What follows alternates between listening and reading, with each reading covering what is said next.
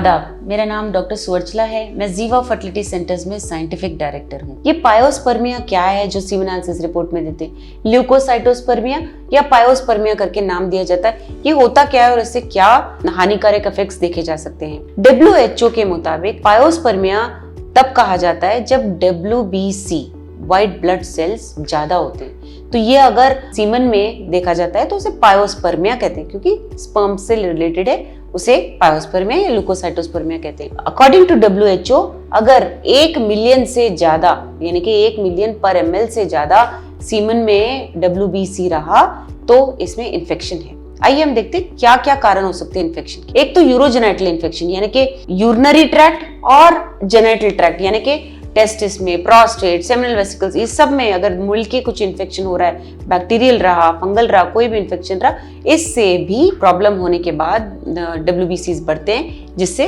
आपके स्पर्म्स में भी इफेक्ट देखने को मिलता है। नेक्स्ट है जेनाइटल इन्फेक्शंस। अभी genital infections commonly chlamydia, sexually transmitted होते हैं। क्लेमिडिया, गोनोरिया, सिफिलिस, इन सब के कारण लॉन्ग टर्म इफेक्ट्स बहुत होते हैं अगर आप ट्रीटमेंट ना कराओ, और बहुत सारे पुरुष इनफर्टिलिटी के शिकार होते हैं अकॉर्डिंग टू स्टडीज। तो बेसिकली सेक्सुअली ट्रांसमिटेड डिजीज ना केवल जनरल हेल्थ बट स्पर्म्स पे भी असर दिखाते हैं। ऑटो इम्यून डिजीजेस अगर हो तो भी WBCs के लेवल बढ़ जाते हैं। वैरिकोसील एक ऐसी बीमारी है जहां टेस्टिस में ब्लड का फ्लो ठीक से नहीं होता है, स्वेलिंग हो जाता है, जिसकी वजह से हीट एलिवेट होता है, यानी कि गर्मी बहुत ज्यादा हो जाती है। आप जैसे जानते हैं गर्मी ज्यादा होनी नहीं चाहिए स्पर्म प्रोडक्शन के लिए, और इस हीट के माहौल में व्हाइट ब्लड सेल्स ज्यादा होते हैं। व्हाइट ब्लड सेल्स इसीलिए रिलीज होते हैं कि आपका बॉडी फाइट करने की कोशिश कर रहा है किसी भी प्रकार के इन्फेक्शन से। तो जब ये एलिवेट होते हैं इसका मतलब ये है कि कुछ इन्फेक्शन चल रहा है। ये हीट जब ज्यादा होता है, ROS यानी रिएक्टिव ऑक्सीजन स्पीसीज ज्यादा होने के कारण इनका बुरा असर स्पर्म पे पड़ता है, और स्पर्म जो है अपना फर्टिलाइजेशन कैपेसिटी यानी कि अंडे के अंदर जाकर उसे फर्टिलाइज करने का कैपेसिटी कम हो जाता है उसका, या खो देता है। तो ये बहुत जरूरी बात है। उसके बाद आता है आपके लाइफस्टाइल चेंजेस, जैसे आपने स्मोकिंग बहुत ज्यादा की है या आप अल्कोहल बहुत ज्यादा पीते हैं। इन सब कारणों की वजह से भी स्पर्म्स की क्वालिटी में बहुत चेंजेस देखे जाते हैं। यही नहीं, अगर आप डायबिटिक हैं, ओवरवेट है, इन सब के कारण भी एलिवेटेड यानी कि ज्यादा व्हाइट ब्लड सेल्स देखे गए।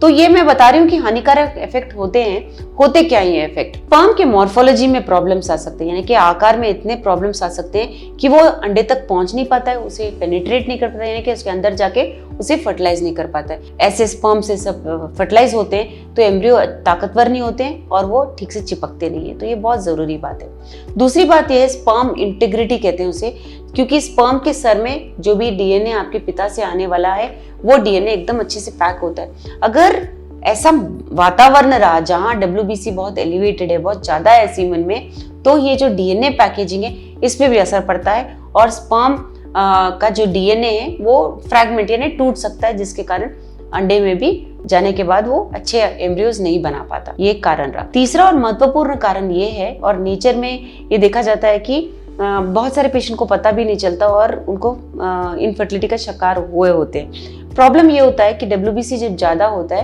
एक्रोसोम लेयर, अगर आपको याद है स्पर्म के सर के ऊपर जो कैप होता है उसे एक्रोसोम कहते हैं। अगर ऐसे वातावरण में स्पर्म ज्यादा देर एक्सपोज रहा तो ये जो एक्रोसोम लेयर है जो बहुत जरूरी है फर्टिलाइजेशन के लिए, ये इफेक्ट हो जाता है, ये डैमेज हो जाता है। अभी जब स्पर्म अंडे तक पहुंचता है तो ये एक्रोसोम लेयर ही होता है जो अंडे के लेयर से रिएक्ट करके उसे पेनिट्रेट करते हुए अंदर जाता है, अंदर जाके उसे फर्टिलाइज करता है। तो बहुत जरूरी है कि वो एक्रोसोम लेयर रहे। अगर WBC ज्यादा हो जाए तो ये एक्रोसोम लेयर डैमेज हो जाता है। अगर आपको ये रिपोर्ट दिया गया है सीमेन एनालिसिस में, इसके बारे में आप और जानकारी हासिल करना चाहते हैं, आपको सेकेंड ओपिनियन चाहिए, आपको दवाइयाँ चाहिए इसे कम करने के लिए, अवश्य जीवा फर्टिलिटी सेंटर्स आइए। हमने इस वीडियो बनाने के लिए बहुत मुशक्कत की है। मेहरबानी करके हमें लाइक और सब्सक्राइब जरूर कीजिएगा। शुक्रिया।